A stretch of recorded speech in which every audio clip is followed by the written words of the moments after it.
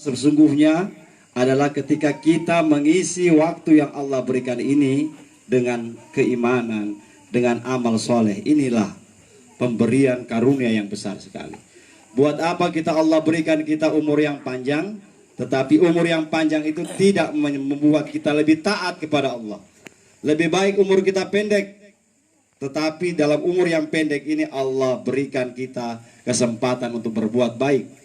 Maka kata Nabi, khairul umur, khairun nas, sebaik-baik manusia, mantala umruhu, yang panjang umurnya, wahasuna amaluhu, panjang umur, bagus amal. Ini orang yang baik. Wasyarrun nas, manusia yang paling jelek, manusia bangkrut, manusia yang rugi. Kata Nabi, mantala umruhu wasa'a amaluhu, panjang umurnya, jelek perbuatannya. Jadi kita mudah-mudahan Allah berikan kita umur panjang. Maka ketika berdoa, Allahumma tawil umrana, ya Allah panjangkan umur kami, fi sihatin, dalam keadaan sehat, fi ta'atillah, untuk taat kepada Allah. Jadi bapak-bapak, ibu-ibu, bu, pak, doa itu yang mana yang bagus? Pakai bahasa Indonesia boleh, pakai bahasa Kaili boleh, bahasa apa saja. Karena yang ciptakan bahasa ini Allah. Allah yang memberikan ilham kepada manusia bahasa itu. Jadi semua bahasa. Tetapi ulama mengatakan dari semua bahasa ini maka ada doa namanya doa al-ma'surat. Doa al-ma'surat itu doa-doa yang ditulis dalam Al-Quran. Ada doa itu dalam Al-Quran dan dibaca. Kalau ini doa yang ada dalam Al-Quran dan diajarkan oleh Nabi melalui hadis, maka ibaratnya dia punya makbul 90%. Kalau doa-doa kita punya bahasa sendiri, ya 70%. Contoh, doa dalam Al-Quran mana itu Ustaz? Rabbana atina fid dunya hasanah wa fil akhirati hasanah wa qina adzabannar. Ini doa. Maka disebut doa sapu jagat, bukan main. Semua dia baca. Pakai doa apa? Mau ini doa itu dipakai. Mau ini doa itu dipakai. Malah kalau orang-orang yang berangkat haji, alhamdulillah Baliara ada ini ya yang berangkat haji ya, ibu siapa itu? Ya, yang berangkat. Orang di haji itu kalau mau hafal itu susah sekali. Mau hafal satu buku, cuma yang diajarkan di sana dibaca ketika sa'i, ketika tawaf. Itu doa itu. Rabbana atina fid dunya hasanah wa fil akhirati hasanah wa qina adzabannar. Dibimbing lagi, Bu. Ada ustadz, ada pembimbing ibadah namanya. Akhirnya Daeng ini dibimbing. Dia tidak hafal tuh Rabbana atina. Daeng istilahnya. Rabbana, dia di belakang. Jadi Ustadz bilang ikut apa yang saya bilang ya. Rabbana atina. Ini sambil tawa. Fid dunya hasanah wa fil akhirati. Selesai. Putaran kedua. Rabbana atina matena. Rupanya dia disorong orang Turki. Orang Turki yang besar itu. Orang lama di sana Pak main kuat. Rupanya Daeng ini dibagi Turki. Rabbana atina matena. Nah, sudah. Jadi bapak-bapak, ibu-ibu, kaum muslimin dan muslimat yang dirahmati Allah. Doa. Apalagi buat anak-anakku yang belajar, ibu-ibu bisa ajarkan. Diajarkan di sekolah. Rabbi syrahli sadri wa yassirli amri wahlul 'uqdatan min lisani yafqahu qawli. Kalau kita rasa gugup, ada kadang-kadang itu, aduh, tiba-tiba dipanggil jadi pembawa acara padahal tidak pernah, atau tiba-tiba kita gugup mau bicara. Itu doa yang Nabi Musa alaihissalam itu dia orangnya besar badan Pak, cuma mohon maaf dia gugup kalau bicara, tidak terlalu mahir. Nabi Musa, kenapa dia gugup? Dia punya lidahnya ini pernah sama Fir'aun dibagi dengan besi panas. Bagaimana ceritanya? Ketika dia didapati kan Nabi Musa ini kan dialirkan oleh ibunya, ditaruh di air sungai Kuala. Istrinya Fir'aun yang dapat. Begitu Fir'aun tahu bahwa ini laki-laki, sementara perintah harus dibunuh laki-laki semua. Maka istri Fir'aun mengatakan, wahai suamiku, ini anak jangan dibunuh. Dia tidak tahu, kasihan. Dia tidak tahu persoalan. Kata Fir'aun, apa buktinya kalau dia tidak tahu? Bahwa coba sekarang, di tangan kananmu kue, di tangan kirimu api. Kalau dia ini anak yang tahu, yang bisa tahu, ada punya otak sudah berfungsi, coba suruh pilih dia. Akhirnya di tangan kanannya Fir'aun roti kue, di tangan kirinya Fir'aun api, bara api. Itu yang Nabi Musa ambil. Nabi Musa ambil langsung dia taruh di mulutnya, terbakarlah lidahnya. Maka Nabi Musa ini orangnya tidak terlalu pintar bicara. Tapi jangan bilang kuatnya, Pak. Kalau kekuatannya, pernah dia pukul tentara Fir'aun, satu kali jet tidak singgah balik UGD, langsung balik papan. Tidak singgah UGD lagi, langsung balik papan. Besar sekali, Pak. Itu doa Rabbi Syrahli. Apalagi seperti yang Ustaz Ismail sampaikan tadi.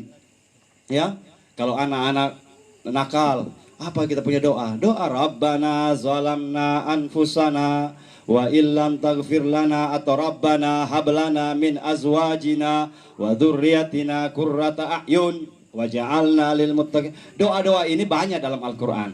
Cuma sekarang orang bilang minimal, Pak, Bu, minimal harus tahu artinya. Utamanya Al-Fatihah. Karena Al-Fatihah itu dalam sholat itu rukun sholat, rukun. Jadi kalau orang baca Al-Fatihah harus mengerti minimal artinya apa yang disampaikan itu. Apa itu bunyi Al-Fatihah? Bismillahirrahmanirrahim. Alhamdulillahi rabbil alamin. Karena ada kan sekarang terjemahan. Ya, Bu. Utamanya tahu artinya. Ibu-ibu juga harus mengerti apa doa. Karena ada cerita itu, dia sholat dengan suaminya. Habis sholat berjamaah dengan suaminya, suaminya berdoa di belakang. Ya, makmum istri. Allah, dia berdoa suaminya. Allahumma tawil umrana, ya Allah panjangkan umurku. Istri di belakang, amin. Allahumma rizukna rizkan kathira, ya Allah berikan kami rezeki yang banyak. Istri kan tidak tahu artinya, amin. Allahumma rzuqni zaujatan jadidah, ya Allah berikan saya istri baru. Istri di belakang, amin. Karena dia tidak tahu artinya. Jadi ibu-ibu harus tahu juga artinya. Jangan suami kasih bodoh ya. Tanya apa itu doa yang kau baca, yang kau minta istri baru lagi ya. Bapak-bapak, ibu-ibu kaum muslimin dan muslimat yang dirahmati Allah Subhanahu wa taala. Malam ini kita bicara mati. Ustaz Ismail tadi sudah bicara tentang mati. Bahkan pertemuan dengan guru tua ini perlu saya bahas. Sebenarnya tidak ada rencana mau dibahas, tapi Ustaz Ismail tadi sudah jelaskan. Jangan sampai terjadi fitnah. Jangan sampai, oh itu kufarat, itu tidak masuk akal. Masa orang meninggal dunia bisa ketemu lagi dengan orang yang hidup? Begini penjelasannya. Maka ayat tadi saya bawa pertama. Dalam Al-Quran, bismillahirrahmanirrahim, Allahu yatawaffal anfusa hina mautiha. Allah menggenggam nyawa orang-orang yang meninggal dunia itu ketika mati. Nyawa berada dalam genggaman Allah.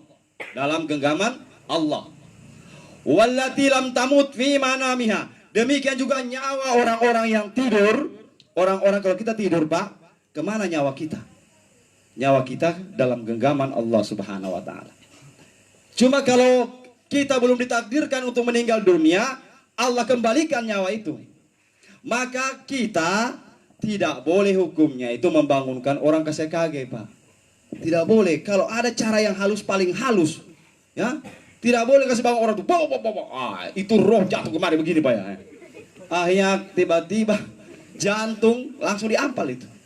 Roh itu pulang cepat, pelan-pelan dia datang. Kasih bangun pelan-pelan, kasih sadar dulu. Tidak boleh itu langsung dikasih kaget. Karena itu roh itu dikembalikan sama Allah. Dikembalikan. Sekarang, apakah ada dalam ajaran agama kita orang yang sudah meninggal dunia dengan kita yang masih hidup bisa bertemu? Maka ulama mengatakan berdasarkan ini, para ahli mufassir, para ahli tafsir mengatakan berdasarkan ayat ini, maka seorang yang meninggal dunia bisa berjumpa dengan orang yang masih hidup dengan cara pertama, melalui mimpi. Melalui mimpi. Inna arwahal amwat yatalagani, sesungguhnya ruh orang-orang yang sudah meninggal yatalaganil ahya fil manam. Ini hadis Nabi, hadis riwayat Jabir. Sesungguhnya orang-orang yang sudah meninggal dunia bisa berjumpa dengan orang-orang yang hidup fil manam, dalam keadaan mimpi. Maka kalau kita mimpi ketemu mama kita, benar itu Pak, benar. Ya, kita ketemu, kita punya orang tua yang sudah lama meninggal. Cuma ada syarat-syaratnya. Syaratnya pertama, ketika kita tidur itu dalam keadaan baik. Karena bisa saja diserupai oleh setan. Semua orang ini bisa diserupai oleh setan, kecuali satu orang saja, Nabi Muhammad SAW. Selain Nabi Muhammad, setan bisa tiru itu. Setan bisa tiru. Maka Nabi mengatakan, man ra'ani fil manami, barang siapa yang mimpi ketemu aku, kata Nabi, maka sesungguhnya benar-benar berjumpa denganku. Pernahkah kita ketemu Nabi, Pak? Pernahkah kita mimpi Nabi? Belum. Ya, belum. Banyak, rata-rata belum. Jadi sebelum kita titik sampai sini dulu tadi. Berjumpa dengan Nabi dalam mimpi. Bagaimana caranya? Akhirnya diajarkan doa. Pak Kiai, Ustadz, saya mau ketemu Nabi Muhammad SAW. Apa doanya? Pak Kiai kasih. Nah, baca surah ini, surah Muhammad. Dia amalkan 1 bulan. Pak Kiainya tanya, sudah ketemu? Belum. Jangan-jangan ada lagi doa yang lebih hebat lagi. Oh, ini, kasih lagi ini, yang lebih hebat lagi, bisa berjumpa. Karena kalau siapa yang mimpi Nabi itu ketemu langsung, Pak. Ketemu langsung. Dikasih semua ayat-ayat, tidak pernah ketemu Nabi. Tidak pernah ketemu Nabi. Maka dengan sudah patah hati dia bilang, barangkali saya tidak bisa ketemu Nabi. Akhirnya gurunya mengatakan begini, kau selama hidup, selama kau baca ini, apa yang kau ingat? Dia bilang tidak ada. Cuma yang saya sementara saya baca, saya ingat yang lain. Oh, pantas. Kalau ikan garam kau ingat, ikan garam yang muncul di mimpi. Masa berdoa bismillah ketemu Nabi, tapi yang diingat pasar, yang diingat ini. Kalau mau ketemu Nabi dalam mimpi, ingatan harus sama Nabi. Kalau gampang sekali, Pak. Kita mau cari, saya punya orang tua, saya punya papa yang meninggal dunia. Ingat dia. Kita basilah, ya, duduk. Basilah, kirimkan Fatihah. Ya Allah, mudah-mudahan saya ketemu saya punya almarhum papa saya sebentar di mimpi. Ingat semua kebaikannya, ingat nasihatnya. Tidur dalam keadaan berwudu, kemudian barikan. Mimpi asli. Tapi kalau habis bau mulut, habis bau naga, habis minum, baru mimpi ketemu wali, bohong. Ya, mimpi ketemu wali, dia bilang. Saya hati-hati, wali ini banyak. Ada wali Allah, ada wali setan. Kalau kita semua ini rata-rata wali, Pak. Tapi wali kelas, wali murid semua ini. Wali Allah itu, tapi alhamdulillah Ustadz Ismail ini bisa berjumpa dengan guru tua, itu asli, ya. Itu perjumpaan dengan asli, berdasarkan dalil tadi dan berdasarkan hadis Nabi SAW. Jadi bapak-bapak, ibu-ibu, pada kesimpulannya, setelah seseorang ini meninggal dunia seperti almarhum ini, apa yang harus kita persiapkan? Kita yakin dan percaya bahwa orang yang sudah meninggal dunia ini bukan pindah selama-lamanya, tapi cuma pindah alam, Pak. Pindah alam. Dari alam dunia ke alam akhirat. Di antara dunia dengan akhirat itu dalam Al-Quran surah Ar-Rahman, bainahuma barzahun la yabghiyan. Antara dunia dengan akhirat ada satu dinding. Ada satu dinding yang membatasi antara dunia dan akhirat. Inilah yang disebut Al-Quran barzah. Alam barzah, alam kubur kalau bahasa Indonesia. Jadi dunia dengan akhirat ini tipis sekali, Pak. Tipis sekali. Bahkan ulama mengatakan bagaikan daun kulit bawang saja. Kita ini dengan namanya gaib itu cuma mata saja. Kalau kita buka mata begini, yang nampak semua ini nyata. Zahir, yang zahir semua yang mungkin. Tapi coba tutup mata. Coba tutup mata, gaib kita masuk, Pak. Jadi kalau mau belajar gaib saja, mau belajar gaib, pelajari dulu. Dalam diri kita ini ada zahirnya, ada diri lahir, ada diri batin. Masukkan diri lahirmu ke dalam diri batin. Ya. Dalam diri batin masuk ke dalam diri kadimnya Allah. Baka bersama Allah Subhanahu wa taala. Inilah sebenarnya yang biasanya orang pelajari. Mana itu diri lahir? Diri lahir ini. Diri lahir. Maka Pak, Bu, ketika seorang sudah meninggal dunia, di hari ketiga, setelah dia meninggal dunia, minta izin sama Allah. Ini dalam hadis Nabi, bukan cuma gorengan, bukan cuma dikarang-karang. Dalam hadis saya tidak bawakan dia punya matan, tetapi saya ceritakan saja artinya.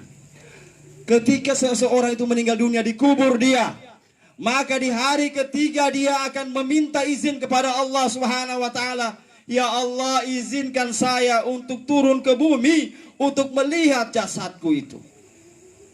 Maka kenapa biasa orang hari ketiga bataziyah, batahlil, datang itu bapak-bapak, ibu-ibu, dia turun minta izin sama Allah Subhanahu wa taala.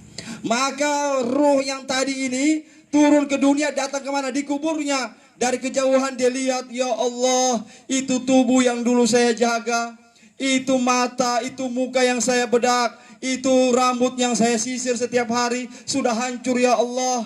Itu keadaan jenazah kalau umur 3 hari, sel-sel darah kan sudah berhenti, Pak. Ya, darah sudah berhenti berputar. Akhirnya dia mengeluarkan darah dari semua lubang dalam hidup kita ini. Keluar dari mata, itu hari ketiga. Keluar darah dari telinga, dari mulut, dari hidung, semuanya berdarah. Maka si mayat tadi kita yang hari ketiga itu akan menangis melihat jasad kita. Ini jasad yang dulu saya tidak pergunakan dengan sebaik-baiknya. Ini jasad yang cuma saya bikin gagah, tetapi di dalam tidak pernah saya kasih bagus. Karena begitu Pak, menangis kita. Setelah dia lihat mayatnya, dia kembali ke hadapan Allah Subhanahu wa taala. Kembali ke mana? Kalau dia orang baik, dalam hadis dikatakan dia akan berada ruh orang-orang mukmin itu berada di sebuah burung, paruh burung yang berwarna hijau di surga. Ruh di sana. Tetapi kalau dia orang-orang jelek, maka dia berada di suatu tempat yang namanya sijjin, fi asfalis safilin, dalam sijjin. Kembali hari ketiga. Hari ketujuh dia minta izin lagi sama Allah. Ya Allah, ini sudah hari ketujuh, saya mau turun lagi. Kenapa biasa orang baca doa hari ketujuh? Karena itu dia ada turun kesian. Ya, dia ada turun. Dia mau lihat bagaimana keadaan. Yang dia lihat apa itu? Dia lihat dia punya tubuh sudah membengkak perutnya. Usus-ususnya sudah terburai. Menangislah si mayat tadi melihat keadaan ini. Hari ke-7, hari ke-10, hari ke-40, di hari ke-40, maka disitulah semua daging ini akan hancur. Na'udzubillah min dzalik. Maka hari ke-40 kita kumpul-kumpul bersama, karena setelah dia melihat keadaan tubuhnya yang sudah hancur, dia akan datang. Dia akan datangi rumahnya. Dia akan datangi rumahnya. Cuma orang yang hidup tidak melihat keadaan si mayat tadi. Dia akan datangi, dia lihat siapa yang datang di acara mendoakan dia. Sudah bagus ke pembagian warisannya. Ya, sudah bagus ke pembagian warisannya. Apa anak-anaknya ingat hutang-hutangnya. Itu Pak. Kalau tidak dilaksanakan, tunggu. Dia datang di mimpi. Begitu tidak datang di mimpi, mungkin karena kita punya jiwa keras, akhirnya gangguan yang muncul bapak-bapak, ibu-ibu. Macam ada orang di dapur.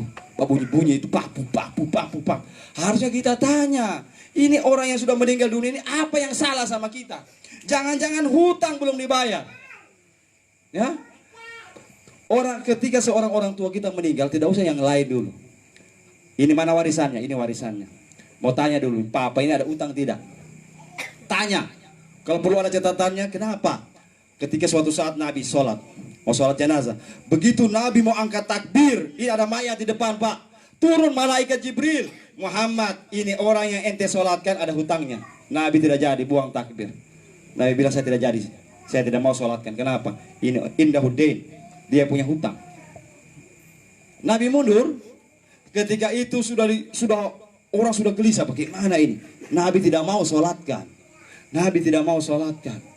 Akhirnya Bapak, ada seorang sahabat dia bilang, ya Rasul, ana dhaminhu. Ya Rasul, saya jadi jaminan, saya akan bayar hutangnya. Saya bayar, sholatkan ya Rasul. Nabi sholatkan. Karena dia bilang, ente yang jamin, saya jamin, saya mau bayar hutangnya ini orang. Sholatkan. 40 hari ketemu Nabi. Nabi tanya, ente sudah bayar? Dia bilang, sudah, alhamdulillah. Baru-baru kemarin saya bayar. Kata Nabi, selama engkau tidak bayar, maka kuburan orang itu akan memanas. Akan panas membakar orang yang ada itu. Maka bapak-bapak, kalau kita sayang orang tua kita, ketika orang tua kita meninggal, tanya ada hutang. Ada warisannya, jual pak. Secepatnya. Kalau kita tidak punya uang misalnya, sementara dia punya hutang. Ada harta warisannya, jual kebunnya. Bayarkan hutangnya. Jangan tunggu lama. Kalau lama kita tunggu, orang tua kita disiksa di kubur. Disiksa orang tua di kubur, kita anaknya cuma mau bicara warisan. Cuma mau bicara warisan ini dan sebagainya. Kalau perlu mau jual rumah, sampai sahabat mengatakan, kalau perlu jual rumah, jual rumahnya. Kenapa? Selama hutang itu belum dibayar, maka ini orang akan disiksa di dalam kuburnya, bapak-bapak, ibu-ibu. Mudah-mudahanlah keluarga ini bisa melaksanakan ini utama. Setelah itu, apa tujuan kita? Kalau orang tua kita sudah meninggal, tadi bayar hutangnya. Yang kedua, kita bacakan dia Al-Quran. Kata Nabi, kalau ada orang tuanya kalian, sahabat kalian yang meninggal dunia, maka fakra'ul Quran, bacakan dia Al-Quran 30 juz. 30 juz. Bagaimana Ustadz, dalam rumah cuma berapa orang? Kalau perlu pemain transfer. Anak-anak panti, saya punya anak-anak panti pemainnya sana. Sesering-sering juga biasa menyanyi jadi beliara sini, ya. Pakai pemain transfer. Jangan cuma bola ditransfer. Voli transfer, MTQ ditransfer juga. Ini heran, ya. Lomba baca Quran pemain transfer. Aha. Bapak-bapak, ibu-ibu kaum muslimin dan muslimat yang dirahmati Allah. Tidak mampu Al-Quran 30 juz, maka kata Nabi, Fakra'u Yasin. Fakra'u Yasin ala mautakum. Bacakan Yasin kepada orang-orang yang sudah meninggal di antara kamu. Baca Yasin, kita yakin sudah bisa semua. Dia bilang tidak lancar saya Ustaz baca Yasin. Tidak bisa baca Yasin, fakra'u ummul Quran. Bacakan dia Al-Fatihah. Al-Fatihah. Dia bilang tidak hafal. Kalau tidak bisa Al-Fatihah, innalillahi wa inna ilaihi rajiun. Mati saja. Masa biar Al-Fatihah tidak dihafal. La ilaha illallah. Baca 30 juz tidak mampu. Baca Yasin tidak bisa. Al-Fatihah tidak dihafal lagi. La ilaha illallah Muhammadur Rasulullah. Bapak-bapak, ibu-ibu kaum muslimin dan muslimat yang dirahmati Allah. Itu yang kedua. Yang ketiga, bayar hutang sudah, doakan sudah. Yang ketiga, ketika orang tua kita sudah meninggal dunia, maka yang diperintah Nabi, sambung silaturahim. Kalau itu papa punya taman, taman ulang. Ya, jangan diputuskan hubungan orang yang sudah meninggal dengan keluarganya. Karena terbanyak sekarang ini, kalau masih ada orang tua masih dia hargai ini, omnya, dia punya ini, DP nenek, om sana. Tapi kalau papanya tidak ada, oh bukan, so bukan keluarga, tidak ada juga papa. Nah, ini entah salah bapak-bapak, ibu-ibu, salah besar. Ya, mudah-mudahan kita semua bisa melaksanakan ini. Kaum muslimin dan muslimat yang dirahmati Allah Subhanahu Wa Taala, pesan buat kita yang hidup. Tidak panjang-panjang ceramah. Pesan buat kita yang hidup, pertama, mati itu satu kali saja. Kalau ada orang mati sampai berkali-kali, bukan mati ajal namanya, ya. Ada itu istilah mati suri, ya, mati ini. Bahkan di Jawa sana mati hitam, mati putih, ada semua. Orang Jawa itu mati hitam, mati putih, mati suri. Tetapi dikatakan al-mautu wahidun. Tazawwad bit taqwa, berbekallah kalian dengan takwa. Fa innaka la tadri, karena sesungguhnya tidak ada yang tahu. Idza janna lailun hal ta'ishu ilal fajri. Kalau sudah malam datang ini, siapa di antara kita yang bisa jamin bisa hidup sampai besok pagi? Siapa yang jamin, Pak? Saya, bapak-bapak semua di sini tidak bisa jamin sampai besok pagi. Makanya insya Allah dipakai. Besok orang ke pasar sama-sama, insya Allah. Ya, besok orang mau pergi kelapa, cari kelapa muda, insya Allah. Karena lebih, tidak juga insya Allah. So besok, tidak. Siapa tahu tengah malam, ya, tengah malam ini jam 12 malam mati. Karena mati itu tidak perlu sebab, Pak. Tidak perlu harus sakit. Banyak orang yang sehat mati. Tidak perlu harus ini. Karena mati kapan saja. Kapan saja. Sebagai kesimpulan, orang tidak akan mati. Ini perlu kita catat, Pak. Orang tidak akan mati kalau rezekinya di dunia itu masih ada. Kalau masih ada rezekinya satu butir nasi, masih ada rezekinya satu tetes air, dia tidak mau mati. Biar mau bikin apa, Pak? Contoh, kita oleh Allah 1 bulan ini kita punya jatah makan nasi itu 100 kilo. Contoh, 100 kilo itu harus kita kasih habis. Malaikat bilang ya ini karena punya jatah 1 bulan ini 100 kilo. Tiba-tiba kita makan baru 999 kilogram. Berarti masih 1 kilo lah kita tinggal. Naik pesawat kita. Kita naik pesawat. Naik pesawat kita jatuh pesawat itu. Kalau rezeki kita masih ada 1 kilo tidak mati kita. Jangan dibilang oh kalau orang naik pesawat pasti mati. Banyak kejadian, Pak. Ya, naik pesawat yang di sana Tinombala lalu tidak mati. Jatuh dari pesawat ini, Pak. Jadi mati ini rahasia Allah. Mati rahasia Allah. Maka kita berdoa pada Allah, ya Allah, kalau hari ini masih ada rezekiku ya Allah, jangan lupa saya mati ya Allah. Saya masih mau makan enak ini, ya. Masih mau makan. Mudah-mudahanlah Allah berikan kepada kita umur yang panjang, ya, umur yang panjang. Insya Allah. Yang terpenting 2, mati su'ul khatimah kita atau mati husnul khatimah. Husnul khatimah, baik. Husnul khatimah. Orang-orang yang husnul khatimah bisa dilihat, bisa kita lihat, Pak. Sahabat Salman Al-Farisi mengatakan, kalau kalian mendatangi orang yang akan meninggal dunia, perhatikan. Ini mungkin bisa kita jadikan pelajaran. Kalau kau melihat orang yang akan meninggal dunia itu, ya, yang meninggal dunia ini kan misalnya ada orang yang sakaratul maut. Kita lihat dia punya kening berkeringat, suar. Ya. Ada biasa ada orang macam orang habis makan, ada berkeringat itu. Kemudian matanya penuh juga dengan keringat. Hidungnya mengembang. Itu rahmat Allah. Berarti ini orang mati bagus. Rahmat Allah yang diperlihatkan. Tapi kalau kita lihat dia punya mata terpejam, kemudian macam mukanya kayak dicekik, kemudian dia punya kulit jadi hitam, ini azab dari Allah Subhanahu wa taala. Apalagi kalau kita lihat berbusa mulutnya, azab dari Allah Subhanahu wa taala. Maka mati bisa juga dilihat dari keadaannya. 1, orang yang mati di jalan Allah perang, mati syahid. Ibu-ibu yang melahirkan anak mati syahid. Orang yang meninggal dunia dengan keadaan sakit perut, mati syahid. Tidak gampang-gampang sakit perut, Pak. Kalau ada orang mati sakit perut, wah itu dia. Termasuk orang yang mati karena tertimpa benda-benda yang jatuh, yang kuat. Tertimpa kena kelapa, mati. Atau mungkin kita punya saudara-saudara yang di Pasigala sana, Palu, Sigi, Donggala, yang kena runtuhan gempa itu syahid, Pak. Berdasarkan hadis ini, orang yang jatuh itu mati syahid. Ya, orang yang tenggelam mati syahid. Mudah-mudahanlah kita masuk dalam kategori mati syahid, kan syahid 2. Syahid dunia wal akhirat. Kalau orang yang perang di jalan Allah itu dengan dia punya baju darah, Pak, dikasih tar. Karena dia syahid dunia wal akhirat. Jadi mudah-mudahan kita ini syahid semua, amin. Ya, apapun yang kita lakukan, insya Allah mati syahid. Ya, mati syahid, mati dalam keadaan baik. Untuk kita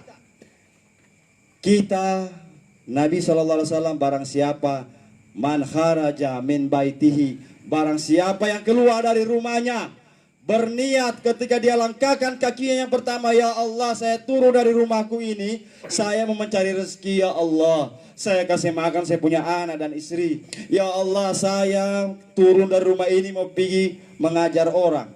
Makanya orang bilang kasih baik turun rumah. Selain itu yang diperiksa kan biasa begitu. Mana yang longgar tangan, yang kiri atau yang kanan, ya? Mana yang longgar. Selain itu diperiksa-periksa, niatnya sebenarnya kasih bagus. Sebelum melangkahkan kaki, itu niatnya, ya Allah, kalau saya sebentar mati di jalan, ya Allah, mati syahid saya. Karena kata Nabi, barang siapa yang keluar dari rumahnya berniat mencari rezeki, dia berikan kepada anak dan istrinya, maka jaa yaumal qiyamah, dia akan datang di hari kiamat, wa wajhu kal badar, maka mukanya bagaikan rembulan. Macam bulan, Pak, mukanya orang, kalau dia betul-betul berniat yang baik-baik. Mudah-mudahan ini yang bisa saya sampaikan pada takziah malam hari ini. dengan harapan semoga almarhum Allah luaskan kuburnya. Amin ya rabbal alamin. Bagaimana cara kasih luas? Ini yang orang tanya. Allah luaskan kuburnya. Sebagaimana 70 hasta, macam lapangan Pak. Macam lapangan Baliara ini kalau orang yang betul-betul bagus. Ketika seorang meninggal dunia, maka sholat datang di kepalanya. Sholat, ibadah sholatnya. Kemudian puasa datang di sebelah kanannya. Zakatnya datang di sebelah kirinya. Hajinya, sedekahnya datang di belakang. Malaikatnya akan mengazab dia masuk dari kepala. Kepala bilang tidak ada jalanmu di sini. Sholat yang tolak. Dia masuk dari sebelah kanan. Puasanya tahan. Tidak ada jalanmu dari sini malaikat. Dia masuk dari kiri, zakat yang tahan. Dari sana dia sedekah dan lain sebagainya. Ketika itu kalau tidak ada jalan lain, maka malaikat mengatakan, "Gum, kalau begitu tidak ada jalan, kamu duduk." Maka orang duduk di kubur. Sebagaimana duduknya kita tasyahud akhir.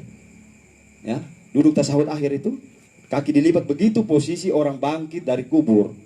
Maka di situ kasih bagus betul Pak, seolah-olah kita bangkit dari kubur. Dibaca kasih bagus, at-tahiyatul mubarakatuh sholawatu thayyibatu lillah. Karena jangan cepat-cepat. Ada yang cepat-cepat. At-tahiyatul mubarakatuh sholawatu thayyibatu. Tahiyatul mubarakatuh thayyibatu lillah. Thayyibatu apa? Thayyibatu bukan thayyibatu ya. Makanya kasih baju. Itu posisi kita mau menghadap malaikat. Mau menghadap malaikat kita itu. Malaikat bilang, "Gum, bangun, bangun." Ente orang yang dirahmati Allah Subhanahu wa taala. Tapi kalau orang waktu di dunia tidak ada kebaikannya, tidak ada yang boleh, malaikat datang. Baru 40 langkah orang kasih tinggal kita, so datang itu Pak tua 2 orang Pak. Dengan dia punya gada itu. Ya, tahu itu gada? Gada itu macam itu ya, besi bulat begini. Dia tanya, "Man rabbuka?" Siapa Tuhanmu? Tidak tahu jawab, dia pukul kepala, tembus sampai 7 lapis langit Pak, 7 lapis tanah. Naudzubillah min dzalik. Ya. Jadi sholat saya bagus supaya kalau malaikat datang dari kepala, sholat yang tolak. Setelah itu puasa yang tolak dan sebagainya. Tidak ada jalan malaikat untuk menyiksa kita dalam kubur. Insya Allah. Wallahul musta'an. Mudah-mudahan ada manfaatnya.